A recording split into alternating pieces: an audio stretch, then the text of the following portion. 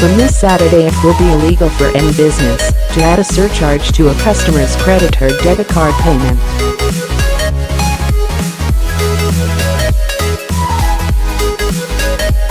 In theory, it will save shoppers as much as 3% on their purchase for anything from a flight to a theater ticket.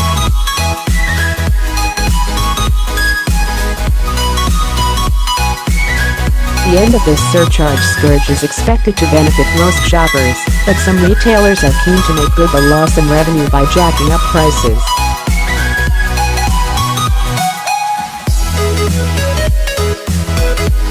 Card surcharges have been the bane of shoppers for years, especially when they are unexpectedly added at the last step of a transaction made online or over the phone.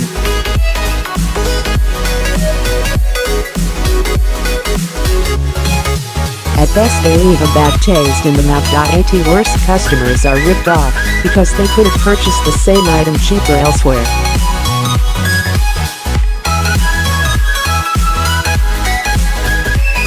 It is predicted the ban will result in people using their plastic more regularly as a result of not having to worry about surprise extras at the checkout.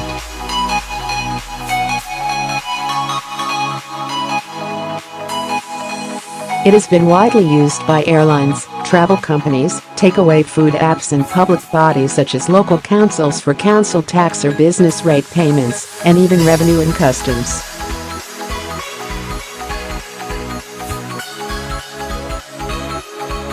In the past, many businesses profited unfairly from the practice, charging more than the cost of processing such transactions through their own banks.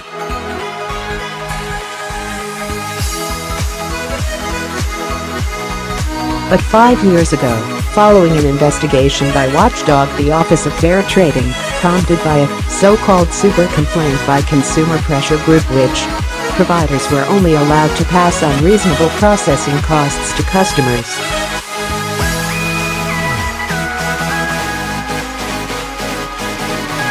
Now, from January 13, this curve goes further with surcharges banned on spending with all personal cards, including MasterCard, Visa, and American Express.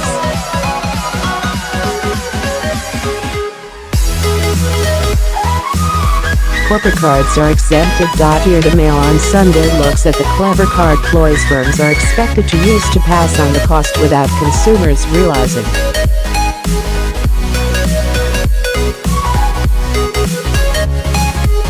One likely repercussion of the surcharge ban is that more small retailers will either impose a minimum spend on cards or even refuse card payments.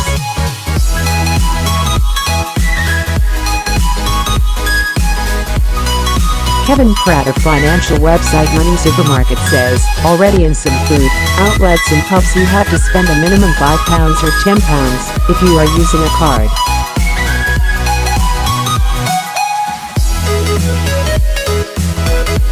If the retailer is carrying the cost of the card fee, it will want more money coming in to cover its expenses.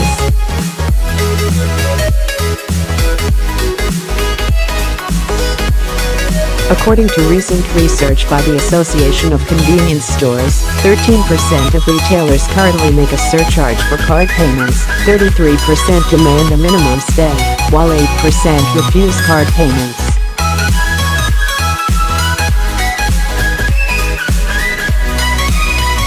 Minimum spends and the refusal to accept credit card payments are likely to become commonplace.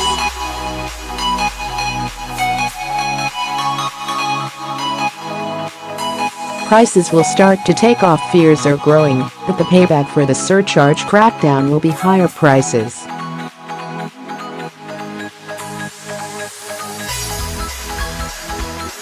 Kevin Pratt, of financial website Money Supermarket, says, in theory, banning surcharges is good news.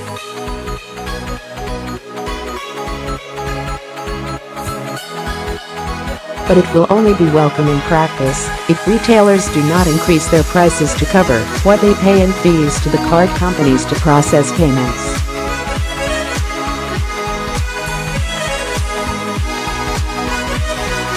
Although the government anticipates competition will restrain price rises, Pratt believes rises are inevitable.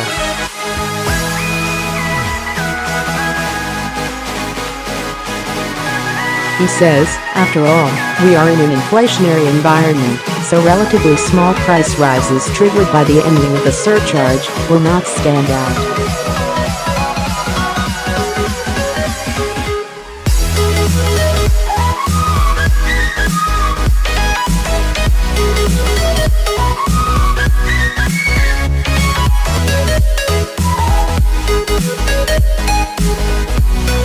While the company says it will comply with the surcharge ban, it hints that fares could rise.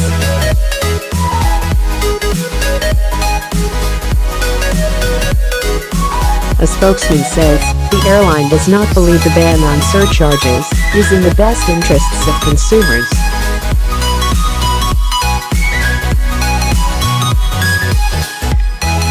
It will inevitably result in price increases as businesses seek to recoup the costs of processing card payments and covering fraudulent transactions.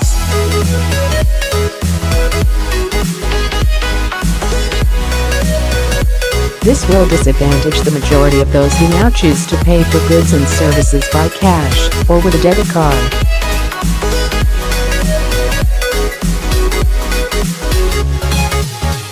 Rival Ryanair says, our current 2% credit card charge reflects the cost of processing credit card payments, including bank charges.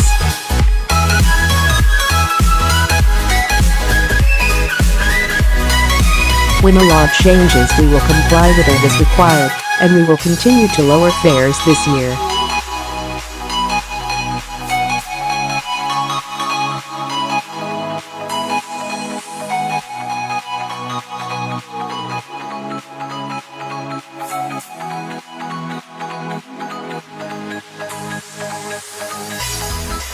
This is a blow to those who use a credit card to spread the cost of their tax bills, and for those who like to earn points or cash back using their cards.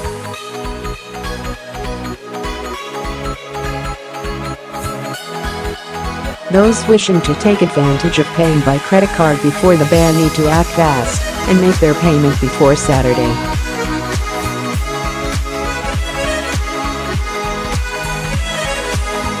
Some local authorities, such as Elmbridge Borough Council and Surrey, will stop accepting credit card payments for council tax and business rates from this Saturday.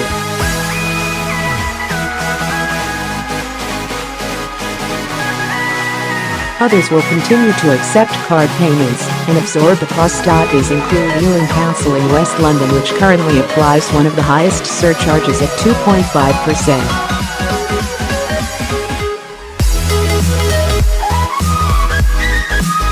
Last week the council confirmed to the Mail on Sunday that when the surcharge ban comes it will continue to accept payments by card, other than, as currently, American Express and Diners card.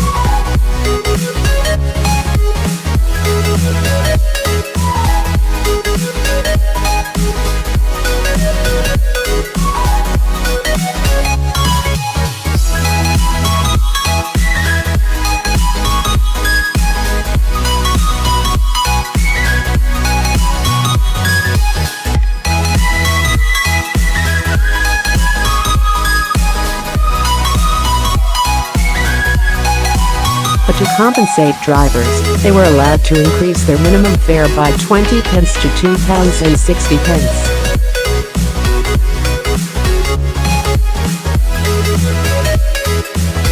Then there is the temptation for businesses to simply convert the card surcharge to a service charge.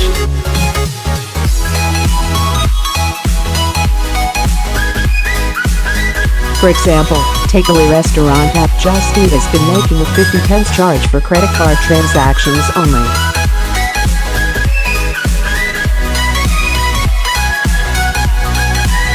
But from tomorrow it will start making a 50 pence service charge on all transactions, whatever method a customer uses.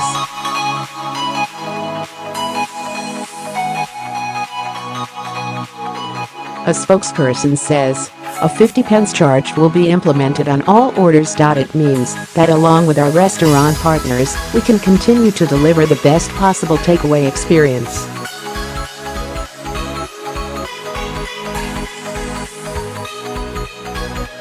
Applying the charge equally across the customer base ensures fairness for all. James Daly of Consumer Group Fair Finance welcomes the ban on credit card surcharges.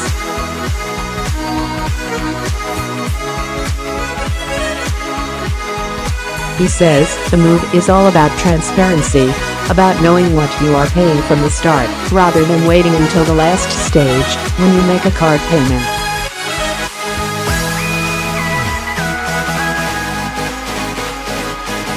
Daly believes price rises need not be inevitable. He says, what it shows is that small businesses in particular have been getting a raw deal from the banks and they need to shop around when looking for a bank to process their payments.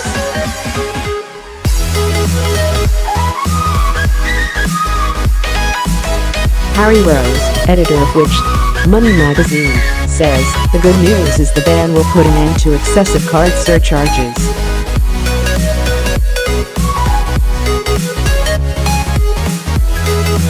It remains to be seen what will happen in practice. Some organizations will put up prices.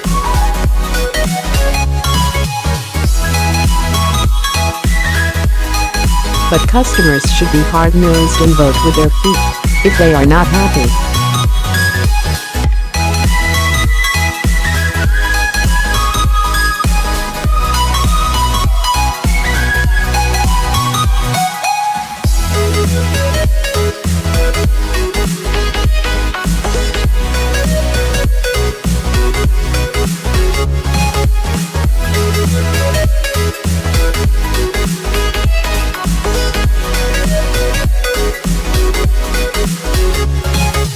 A survey of shoppers by payments provider Finansons found that surcharges were a big turn-off, with 37% of those polled saying they would walk out of a store if faced with a charge, and 1 in 4 of these saying they would never return.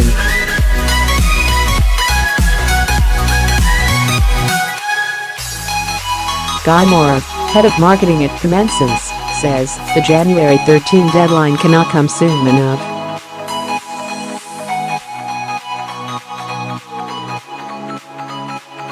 When consumers know they will not have to pay a card surcharge, there will be less hesitation to spend.